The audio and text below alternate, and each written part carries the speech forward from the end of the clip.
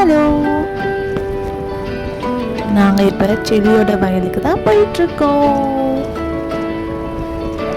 போகிற வழியில் பார்க்கவே நல்லா பச்சை பசேல்னு கண்ணுக்கு குளிர்ச்சியாக நல்லா இருந்துச்சு. செடிக்குட்டி பார்த்தீங்களா, அவங்க அப்பா முன்னாடி எப்படி அழகாக உட்காந்துருக்கான்னு. இப்போ நம்ம காட்டுக்கு வந்துட்டோம். அந்த தெரியுதா குட்டி வீடு, அங்கே தான் நம்ம இப்போ போக போகிறோம். சுற்றி எப்படி இருக்குது பார்த்தீங்களா, பார்க்கவே சூப்பராக இருக்குல்ல. இங்கே பம்ப் செட்லாம் இருக்கும், பார்க்க நம்ம ஜாலியாக இருக்கும்.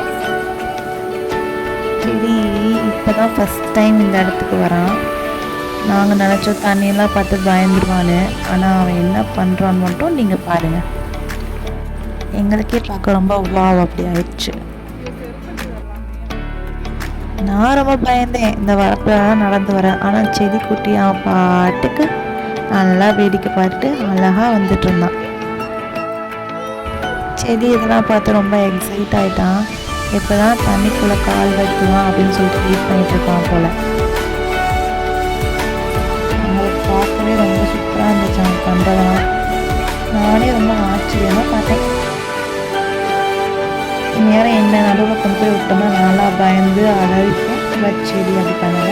So sweet. எப்படி விளாண்டுட்டு இருக்கான் பார்த்தீங்களா தண்ணிக்குள்ளே. விட்டா அங்கேயே இருந்துருவான் போல். நாங்கள் தூக்கிட்டு வரோம், ஒரே அழுக தண்ணிக்குள்ளே போகணுன்னு.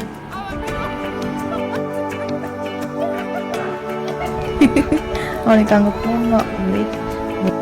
எப்பவுமே ஊருக்கு போவோம் வந்துடுவோம், ஊருக்கு போவோம் வந்துடுவோம். ஆனால் வயல் சைடில் போகவே மாட்டோம்.